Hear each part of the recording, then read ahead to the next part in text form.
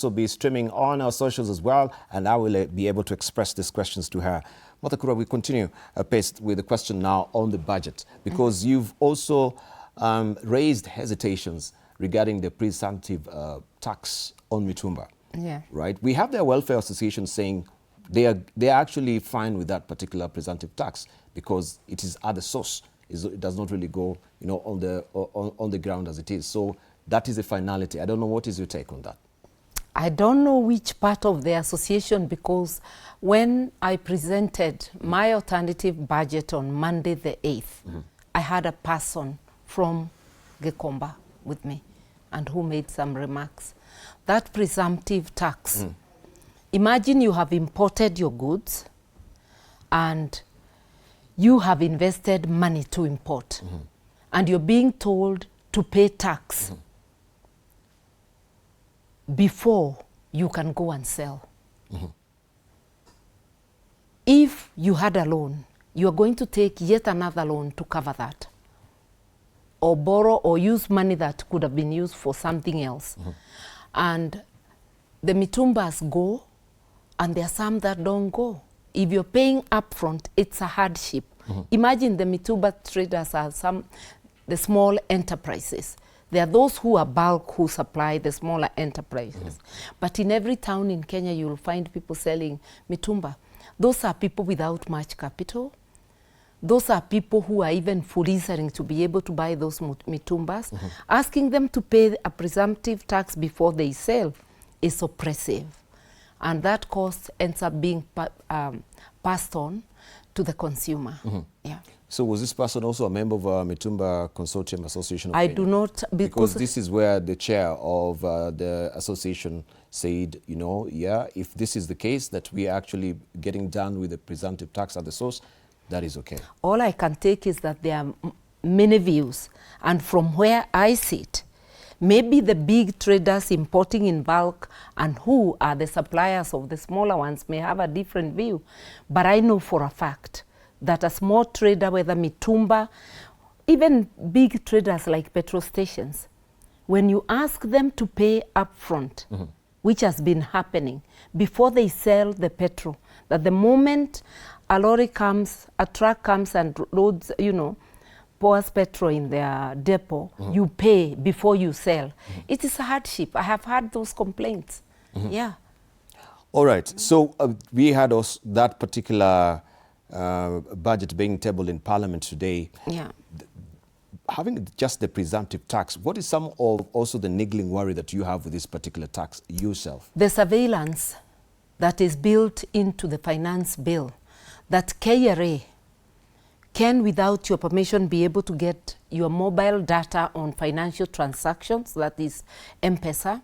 They can be able to get your bank accounts from the bank, and they can levy, depending on your transactions, they can levy the amount they think you should have paid, and you're supposed to pay them upfront and go to court later. So we are allowing them to become the prosecutor, the judge and the executioner at the same time.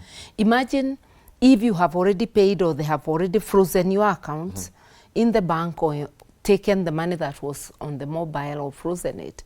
It means they are stopping you from going on with business. And there's a judgment where the court told them their work as tax collectors should not be the work of an undertaker. Because you must allow the business to continue. It makes sense to allow the business to continue so that you can recover. That is why they even have powers of receivership. But they've been closing businesses and stopping them altogether. And that's the time they didn't have that power to immediately levy the amount they think you should pay. People have been rushing to court and stopping that unfair levy until the case is determined. But the law is now being flipped, that you pay first, you question later. But what do you think really prompted this particular gesture from KRA? Is it the thirst, or because people also are not really paying their taxes? Listen, so you have to be shoehorned in this way with this the way I'm seeing it, because that's even unconstitutional. Because due process means that you're given a chance. you are not forced into a corner. I mean, if the money in your account is frozen, it means you can't even pay fees. It means you cannot even pay your rent. It's going to cause untold hardship. People are living from hand to mouth, especially the small businesses. So that's not a good strategy. You do not squeeze the people more, yet you have not sealed the leakages. You have not stopped waste. You have not stopped luxurious spending by the few in power. I would expect that there will be no purchase of vehicles, or they are purchased in a very minimal way, that the travel budget internally and externally is capped. I was proposing we reduce that by 60% across the board. You make areas that you can reduce, and apart from reducing travel with 60% across the board, you also examine, there are some items you are able to remove completely altogether, because these are areas where you get budgeted corruption. So let us stop the wastefulness that is in government. Let us ensure that we use the taxes collected efficiently before we dream of raising taxes and asking Kenyans to pay more. And also the landlords. The landlords are paying an enhanced tax, which means the cost will be passed to the tenant. I believe it's 7.5. But for the longest time, that also the landlords have not been really paying this particular, widening. Tax. Yes. Yeah. So in the spirit of widening the tax, it is only fair that also they contribute in the tax I am bracket. not saying they should not pay, but you cannot jump from where it was to 7.5. You don't increase even for the landlords before you seal the leakages, before you stop wastefulness, corruption, and outright theft. Because the government is looking, why is it raising taxes? To look for more money. Because this is a bigger budget of 4.8 trillion. It has a deficit of 1.1. So the government is looking for money everywhere. Instead of looking for money everywhere, why don't you first ensure efficiency, so that you do not need more money?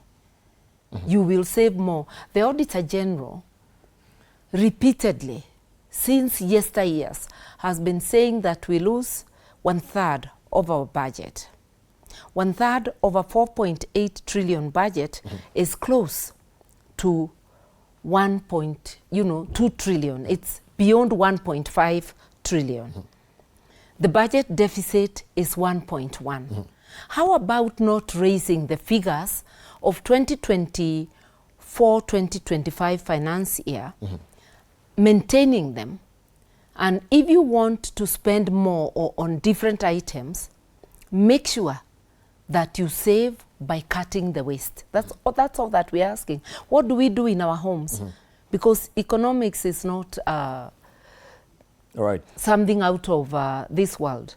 What you do when you have less money and many needs, you pay it down. You first see what are your priorities. For instance, if you wanted to replace the tires in your vehicle, and there is illness in the family, you will spend money on the illness first before the tires. You can postpone. You can even ground the car.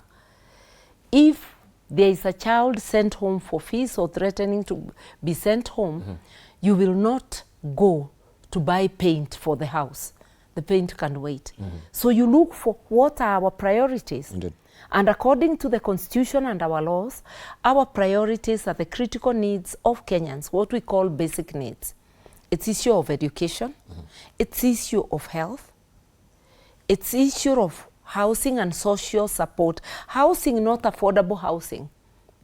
Social support, so that the unhoused can be able to house themselves, so that those without income don't sleep hungry.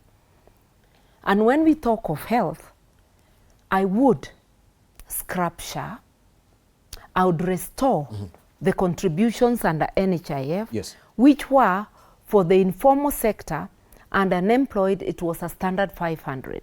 For the employed, it was figures that never went beyond 1,700. With SHA, depending on your salary, the figures can go even up to 10,000 or more because it's a percentage. Now, why are we paying more when we are getting less? NHIF was paying for people in every nook and cranny of Kenya, in the villages, in little places. SHA is not paying for many, you see. SHA is giving little money. And I gave an example of my father who had a bill of 360 and they paid 17,000.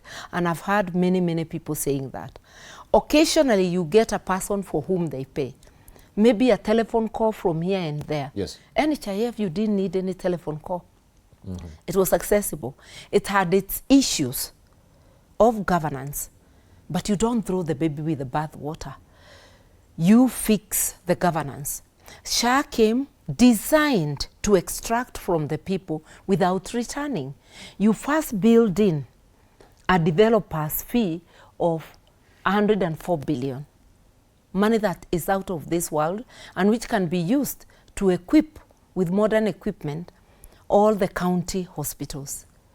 You then continue to pay them every time and you're prioritizing them over the health of the people. It doesn't make sense.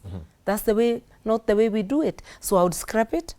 I would revert to figures that people can understand. So we revert and back to NHIF? 500 was per family. That's the model that would commend itself to me.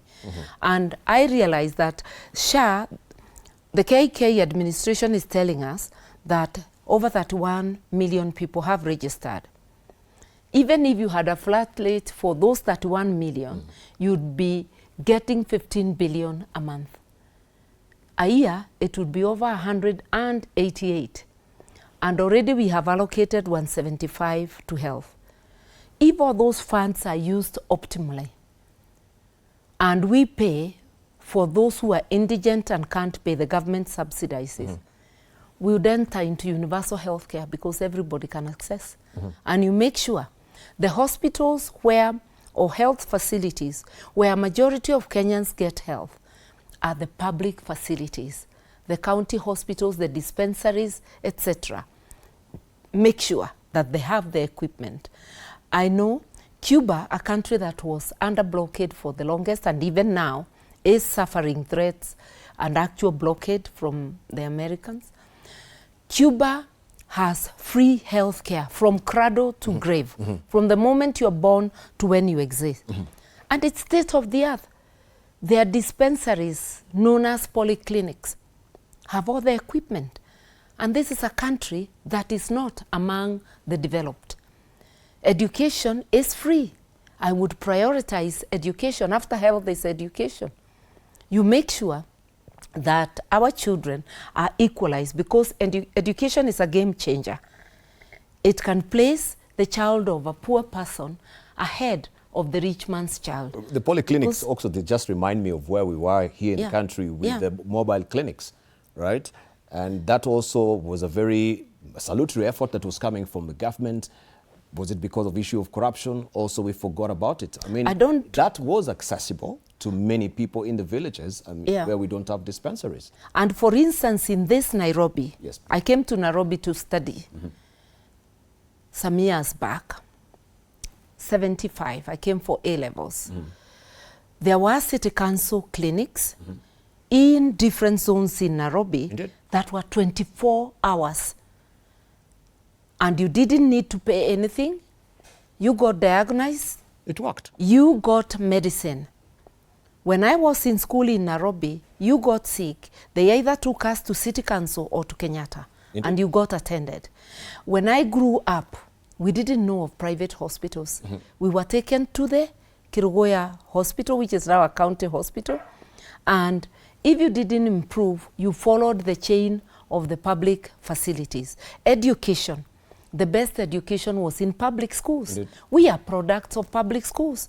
Why are we denying the poor today quality education in public schools and in the informal settlements, in Kibera, in Mathare, in Mukuru, you will either find there is a single school on the edge of the informal settlement and no school inside where people are concentrated.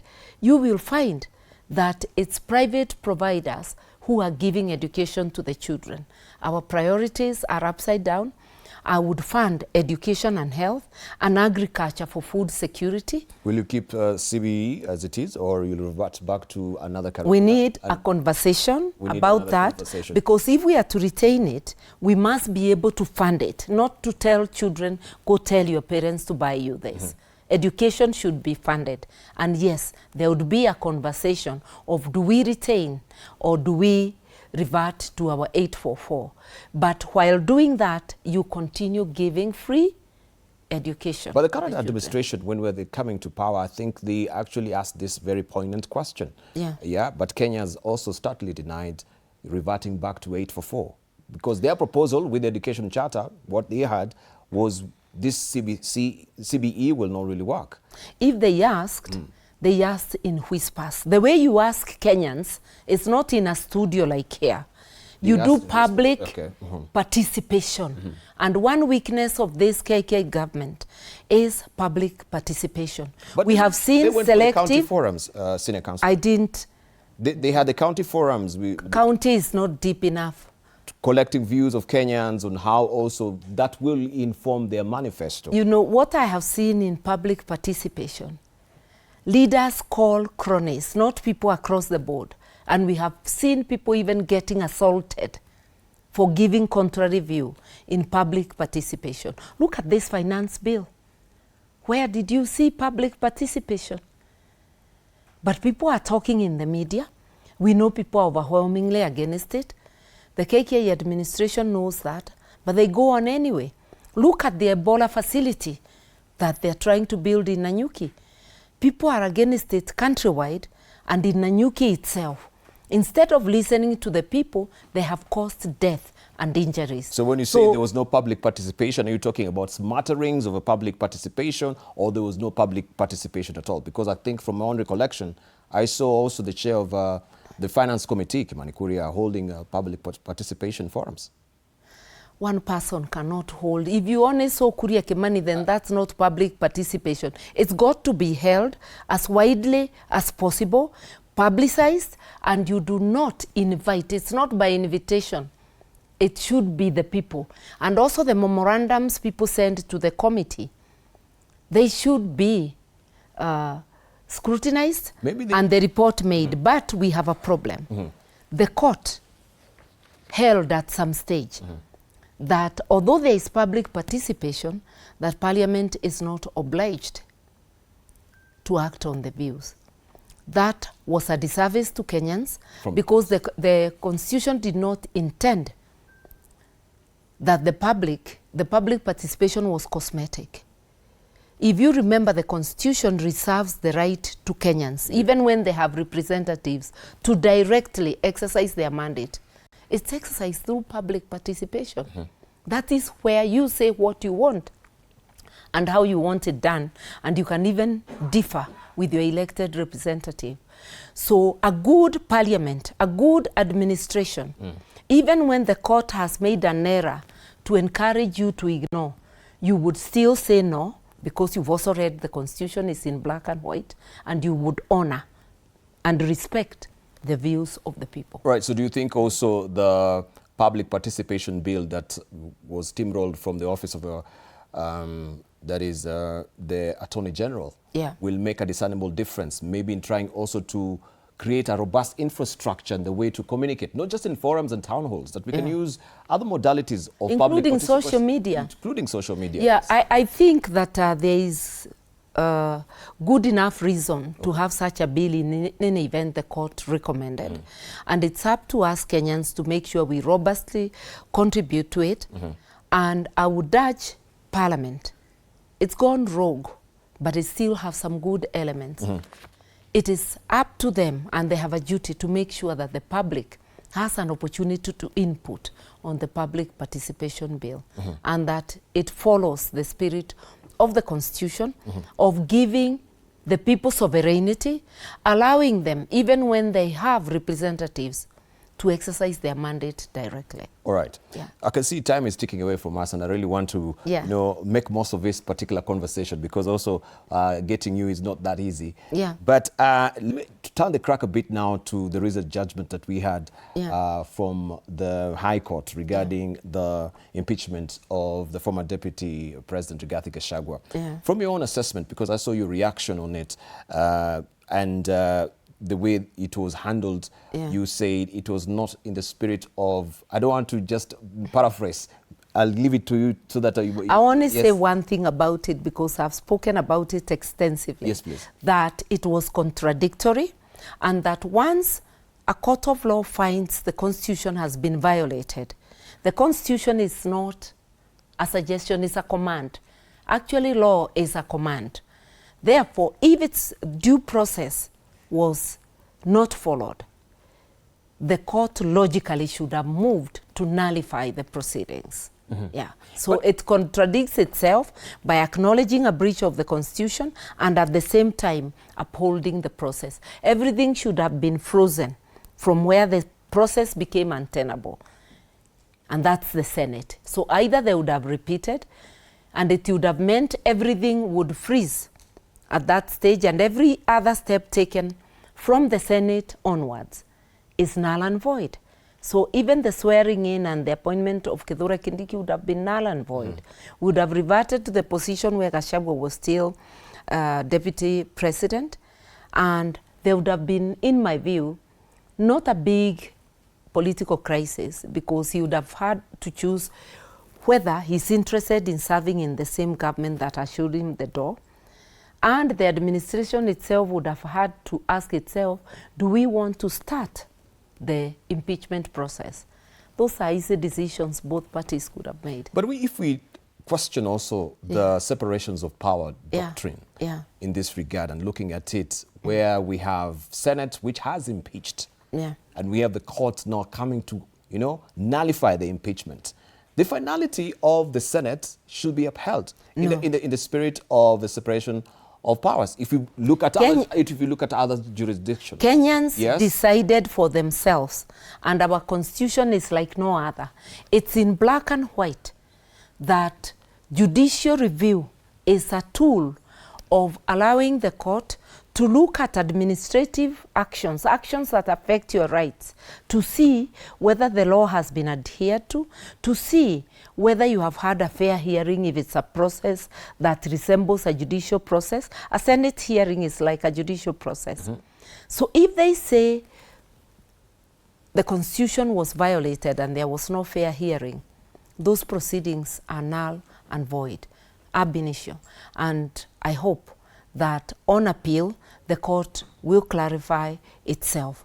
Because when the court gives a decision that does not resonate with the people, it lowers the esteem with which the public holds it. And we are not saying, the court is not saying you were not right to impeach. It's just saying you missed the critical steps of giving the person a chance to be heard and the time to prepare his defense. And that's the same arguments we have in court for Dr. Kizza Besigye in Uganda. So this is something normal, that the judiciary has authority to review administrative actions. But where do we have this? Is it the politicization of doctrine that we do have, and the separations of power? They get really convoluted, because right now what we are looking at is a violation of his rights, which is the human rights, isn't it, of a fair hearing. Fair hearing. So, and the political process itself, can the court really address itself to the political process itself? We just look at the Constitution. We have given the court, look at the judicial section, and you'll see that the court has those powers in the name of the people, to review whether the key steps were followed. And Senate itself should not be arguing with the judgment. They know very well how they did it. If they had followed, what was the hurry for? One more day, they would still have finished. Even 2 days. Give somebody. The Swahili say, mugala muue lakini haki yake mpe. So Senate was not being stopped from coming to their predetermined conclusion. but after going through the due process. But was he denied hearing? Because I think... The court has said so. Don't ask me to be a judge of it. Okay. The court said his right to fair hearing was violated. Let's not debate that. It will be debated on appeal. All right. Yeah. We'll wait for the appeal and see what really happens there. Now, briefly, just on the issue of... still when you're talking about our finance and our physical... consolidation path. I wanted just to ask, because we have the budget controller faulting also the costly Eurobond buyback gamble. Yeah, because I know we can go back to the history of the Eurobond, because when we're talking about the malfeasance on the where we have as a country in the financial pickle, it just didn't begin with this particular administration. You can hack it back, you know, to previous administration as well, even when... To Uhuruto. Even to Uhuruto and even... And Uhuruto is Uhuru and Ruto. So Ruto was part of it when it went wrong. He promised people that his leadership would be different from Uhuru's and that he would correct what he saw as mistakes of that era, because the overall was Uhuru. He has actually deepened the problem. Corruption is more. Borrowing. The appetite for borrowing has run amok. By the way, the budget I was proposing had something for the youth. Youth-led startups. We were proposing 2 years tax holiday. That means that you're working with the new startups, offering them support, even in bookkeeping, and getting them ready. They survive 2 years, they start paying. So you're encouraging people to come within the tax bracket, as opposed to the discriminatory regime that is there, where the big boys, the big investors are given tax holidays. Yet the job creators are not the big investors. You can invest 3 billion and have very few jobs. The real multiplier of jobs is the SMEs. And remember, the SMEs in Kenya are over 7.4 million. If they expanded just a little, you'd get so many jobs. So I would invest in SMEs, I would invest in youth, I would not tax the internet service providers, because they are going to serve to pass that on to the youth. And the unemployed youth are finding things to do on the internet. I would not follow them to tax them on the little they find, because we have excluded them from the economy. So there are very many ways you can support jobs and youth by ensuring that taxation is fair. And taxation should never be punitive. When you tax people to the extent that they are unable to handle their critical needs, like education, like health, like putting enough food on the table, you are disabling the nation, because you're going to make so many people suffer and unable to progress. When you tax fairly and you broaden the tax base, then people can generate wealth. One other critical thing is stopping the borrowing appetite, especially internal borrowing. I would not have a budget with a deficit of 1.1. It is better to have a smaller budget where you fight corruption and you save money. You do not overtax people and you do not borrow from the internal market, because you are crowding out business from getting access to financing. How are the startups going to get money? How are the small businesses or business generally going to get money for investing into business? So those are some of the things. We must, whenever we are thinking about the economy, whatever interventions we do, let us think youth and jobs. Let us think agriculture and food security. Let us think about health. And let us think about education. All right. Yeah. The diplomat-in-chief has landed in France, Evian. And, you know, he's been also criticized of globetrotting and using state resources on this travel. You're one person also who has been, you know, starkly criticizing the president on this. Yes. Yeah, but don't you think this is a first also for Kenya, that now we're sitting at the table at the G7, representing Africa as it stands? It's a good also, you know, gesture that is coming from this particular administration for the first time, you can actually voice and speak the pertinent issue. I'm actually just smiling because he will not be on the same level as the G7. Okay? We are not part of the G7. He has been called as a spectator of the match. Okay? It's being allowed in the ring to hear what they are saying. The country that has been attending those meetings and participates and has an economy and infrastructure that they can talk about is South Africa. But do you think also it's fast out of the gates? At least it is fast. Yes. Let us see the intervention he will make, and then we will talk about it. But it is unfortunate that you appoint as a president a minister for foreign affairs, then you do his job.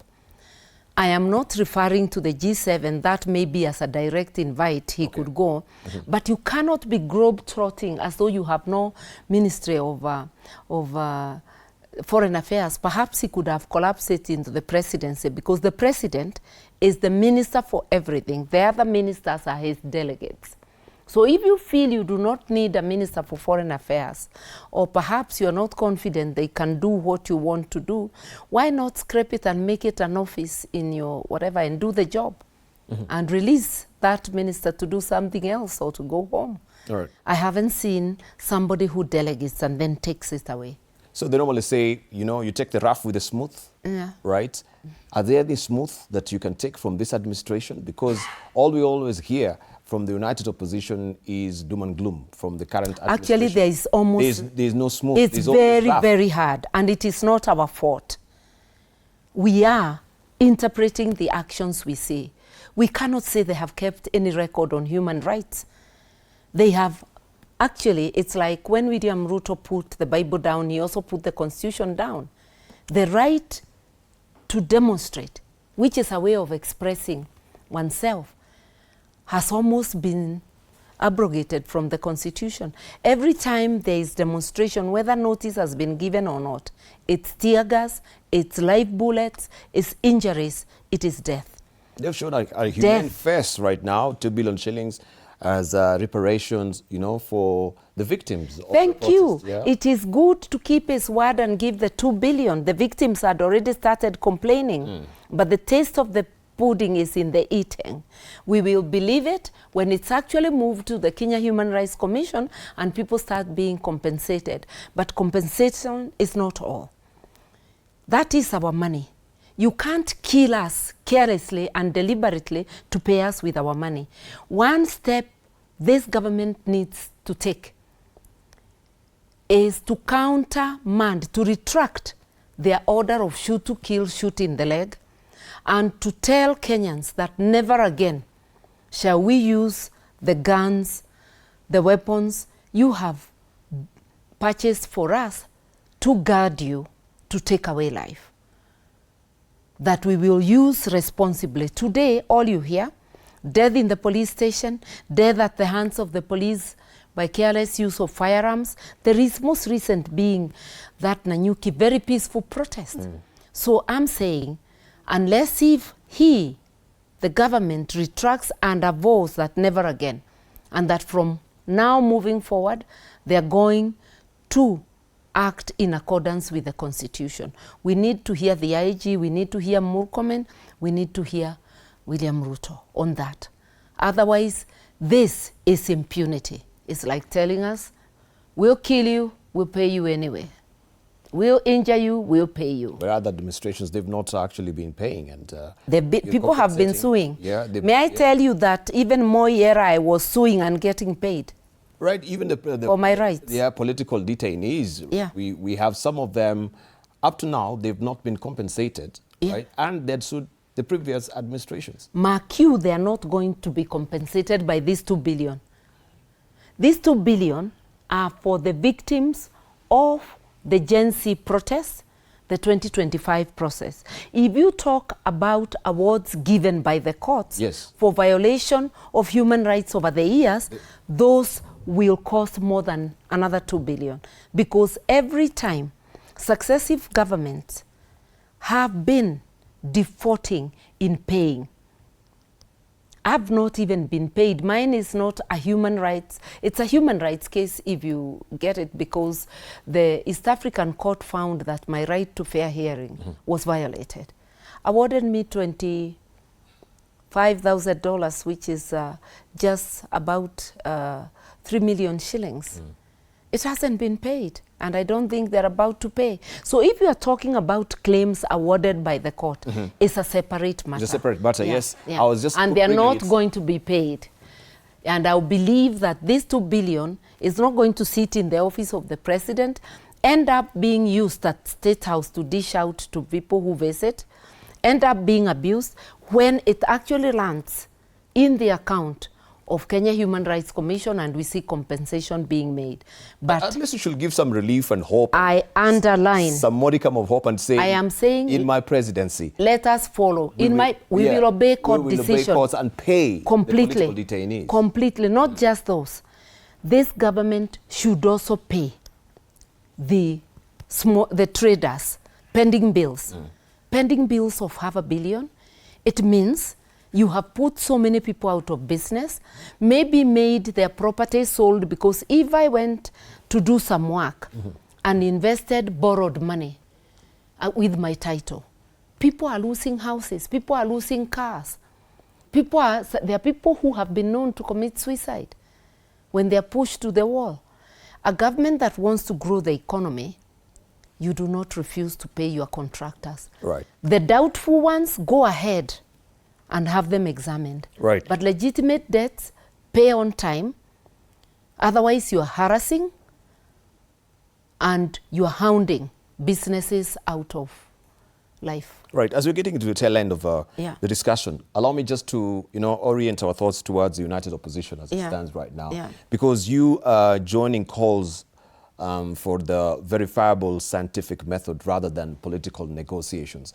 Why? It's never been political negotiations alone. Even in 2022, when I was chosen as running mate, it wasn't just the interviews, there was polling. And the reason is great. We all want this government out and a better government in. One of the ways of doing that is giving a credible candidate to the people who a majority of the people across the country resonate with. The only way you can do that is taking the views of the people. And whereas it may be an uphill task to do a presidential election countrywide, a presidential primary, you can do repeat polling as one, I'm not saying the only method, as one of the methods, as the anchor of the selection, so that we get a feel of the people. And I keep telling the people, do not keep asking us, you are waiting for directions from us. We are candidates and we have offered ourselves. You will give us direction by voicing your view on the candidate you want.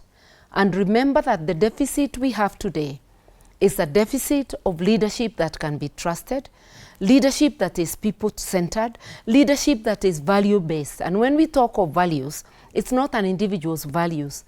It's our collective values enshrined in Article 10 of our Constitution. It's about looking at the qualifications or characteristics of leadership. In the chapter on leadership and integrity, it is the people of Kenya who will show the preferred candidate. And then other considerations will be put into place. Therefore, help us to separate us and give one candidate, the flag bearer. And when the process is fair, the rest will support. If I've always said, if I'm not the candidate, it's not life and death. I will support whoever is selected, but I will not be a running mate. So don't you think also this is driving a rift between the people who are pro-scientific method and people who want political negotiations? We are still in boardrooms. We are still at the discussion stage. We have not agreed on any one method. Remember, we have a retreat pending. A retreat because our technical people had already done several scenarios which were to be discussed and agreed. So when that is agreed, and I'm not the only one who has said about scientific, I've heard one or more others saying the same. Dr. Fred Matiang'i as well. It will be one of those things. We are floating You know, let us get together, just like others are floating boardroom, we are floating. So there'll be discussion. Similarly, we are many candidates because the menu must be rich, and Kenyans must be offered the widest menu to select from. And not just for the presidency, for all the seats. Yeah. All right, let's talk about the purple trail. Yeah. Right, which is, of course, the main color of the People's Liberation Party. Yes. So can you tell us what is really up your collective sleeves, looking at your calendar of events? Because I think also you are on a drive to try and, you know, recruit more members to your party moving forward. Popularize the party, recruit members, recruit candidates, and popularize my candidature. How else are we going to be selected if we don't step out? It's true. I hadn't stepped out. I've now stepped out. So I'm busy with the purple train, with members of the party, going around Kenya doing that. Yeah. So if you become Kenya's first female president, yeah, beyond just the symbolic significance, what unique leadership qualities do you believe you will bring to the presidency that your, of course, male predecessors, you know, before have lacked? That one shining factor of Martha Karua. A track record of performing. I went to the Ministry of Water, implemented the Water Act, rolled out the reforms, created new bodies, improved governance, got taps running, including in Nairobi, where they had gone dry and where water was no longer being treated. With very little budget, was able to efficiently and effectively roll out the reforms. I went to justice. A constitution that has been pending for nearly 2 decades was able, together with the staff at the ministry, to bring forth an act of parliament, the Constitution of Kenya Review Act 2008, that has helped to complete the reforms. I do the work that I'm given, and I'm a stickler for the rule of law. For good governance, I would bring back the nation to the rule of law. And the rule of law equalizes everybody, irrespective of your station in life. Ensure that the law is applied to everybody and we all get our rights and services equally. Today, those with money are listened to when they go to report their cases. Those with money may get preference even in the courts. Those with money may get preference in government offices. So when the rule of law is absent, the vulnerable suffer. That we must remove from the equation and ensure that our laws are followed. Right. And ensure that Kenya breathes air, because when you apply the law, it's like a breath of fresh air, services return. I was lucky to be in the Kibaki administration, and I talk more of his first term, where he came in, no law was changed immediately. Nothing, you know, about reorganization other than his government and showing the seriousness that his administration was fighting corruption. And services resumed. And the Wananchi came to assist the government in fighting corruption. I can assure you, I would fight it without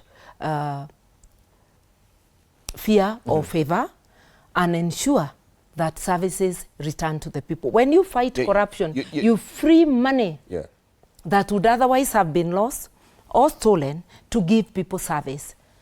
I mentioned that in water, the budget was very little, but we were able to use it efficiently and effectively even before asking for more.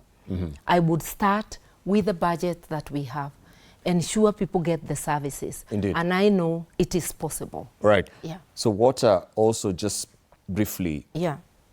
it's turning out to be, the scarcity of water is turning out to be an existential threat as it is right now. Yeah. I don't know, during your tenure as a Minister of Water, you, of course, with the constraints of budget. We were still water scarce. We were still water scarce. Yeah. You know, United Nations has listed us as water scarce. As water scarce country as it stands. Was also the Nairobi water master plan under your remit during that particular time, or no? It was within it is the a local national government? Yes. water master plan. Master plan, yes. It has existed and we implemented it to the extent we can. All those dams you are seeing being built and all that, they were contained in the water master plan, which was rotting in the shelves. What has changed is that governance in water has deteriorated beyond where it was during the KANU era. The cost of infrastructure, whether it is water, whether it's the roads, the cost of giving service, whether it's elections, we are rumored to be the most expensive in almost everything. The elections, most expensive in the world. We are not the richest nation. And that is all about waste and budgeted corruption. Our roads, most expensive. Our water infrastructure, most expensive. That way, it means even when you have a big budget, very little can be done. So when you fight corruption, imagine getting this done at optimal, cost. Instead of an exaggerated cost, sometimes up to 1,000%, doing it at cost. It means less money will spread out to more people. Right. I just wanted to ask you. Yeah. Just looking at that budget constraint as we were winding up. Yeah. It has become, a refrain that we hear from the Ministry of Water. Yeah. We have in Turkana aquifer that a large aquifer. That we have, a large aquifer that the experts have said can feed this country in the next 72 years. I think maybe Turkana, not Kenya, but it's a large aquifer. No, they say the country, not even Turkana. I mean, it's a large aquifer, actually, looking at the documents. It can feed the country, not Turkana alone. I wanted just to ask, because the issue has been, that water is not potable. It is there are modern methods. There are modern methods. Of making I wanted to ask, given that, yes, you will step up to the plate and become the president of Kenya, God willing, what will you do to make sure that we have potable water that can feed this country for the next 72 years? The Arab nations, the Middle East has no water. They are dealing with the sea, and they are able to desalinate and get water. There are many methods, modern methods, of cleaning that water to make it potable. So the question is not the desalination. The question is the cost. The money. Cost, because we exaggerate everything, we will price it above. If we had no rivers or no other water, we would be forced to go to that aquifer. But I would say for Turkana, because there is Takwel, there is other water, if you can give water without using that water, well and good. But if it is the only water available, then we will desalinate. And Turkana, remember, is a place you can get a lot of wind energy. We can get a lot of solar energy. So there is also a way of making it cheaper when you are desalinating. Yeah, so I think we lack the will. People go to government with an intention of self-aggrandizement. So you are arriving thinking of what you can take away, not what you can do. We have experts who can do these things. And there is technology. We do not need to reinvent the wheel. There is technology existing already. Right. Martha Karua, I want to say thank you so much for graciously consenting to be part of this conversation this evening. Very massive, very illuminating. And I know there's a lot up your collective sleeves as far as your plans for Kenya is, but I just want to give you a moment to talk to Kenyans and just give them a parting shot before we wind up. I just want to encourage Kenyans. Do not listen to those who are telling you they'll rig elections.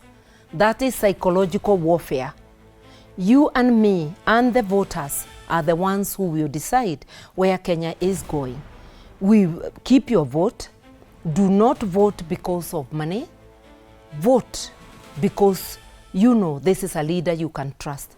Vote for 6 good leaders, from MCA to the MPs to governor to the president. Do not only think about the presidency.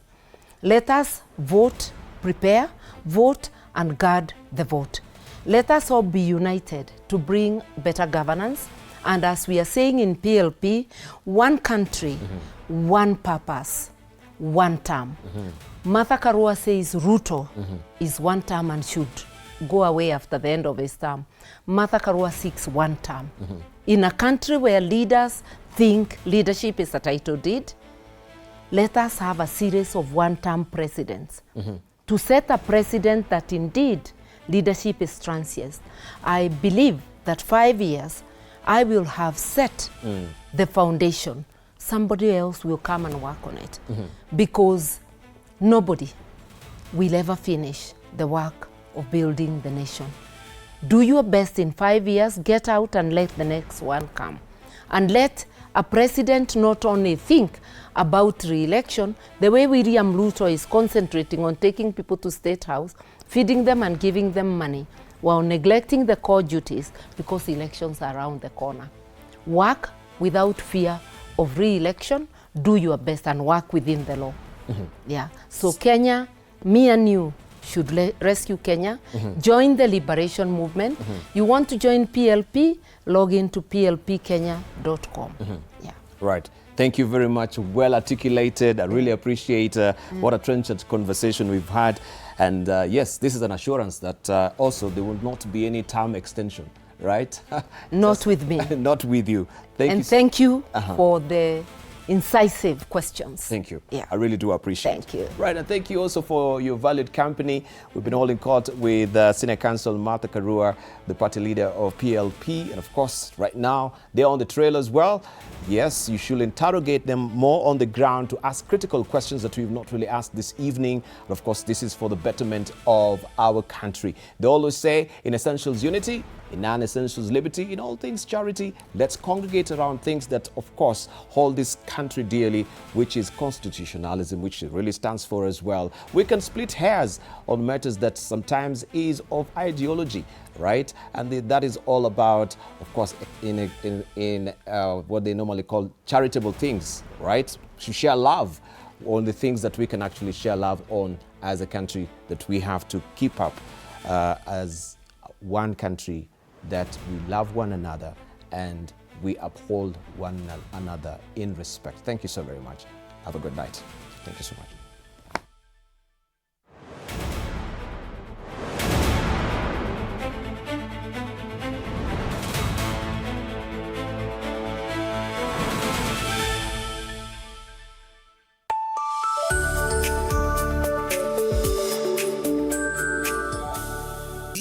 Your favorite pay TV just got even better.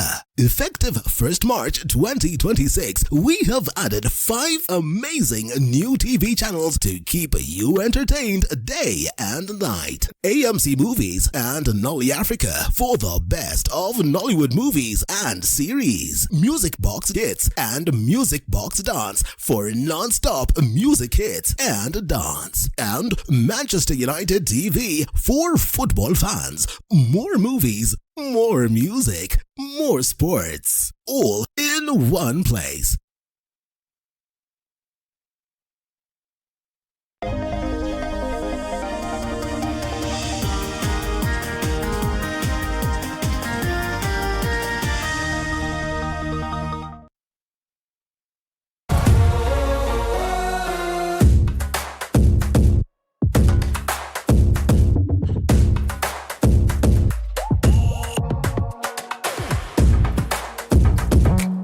Celebrate with Kenya's favorite drink, now available at your nearest shop. Get yours today. Game on.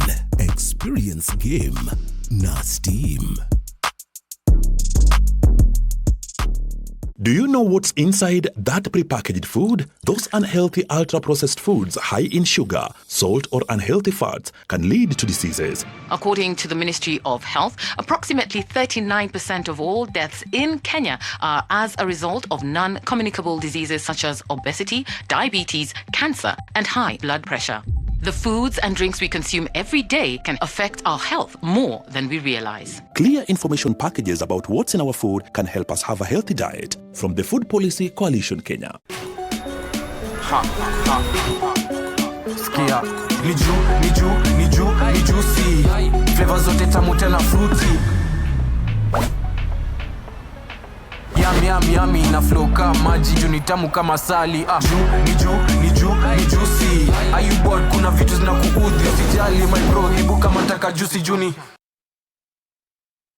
Football fans, the world stops from the 11th of June to the 19th of July 2026.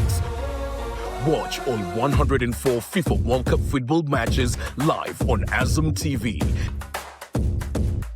Get your Azam TV decoder today for 1,000 shillings for a decoder only, or 2,500 shillings for a decoder and a dish, and enjoy unmissable football action from the comfort of your home.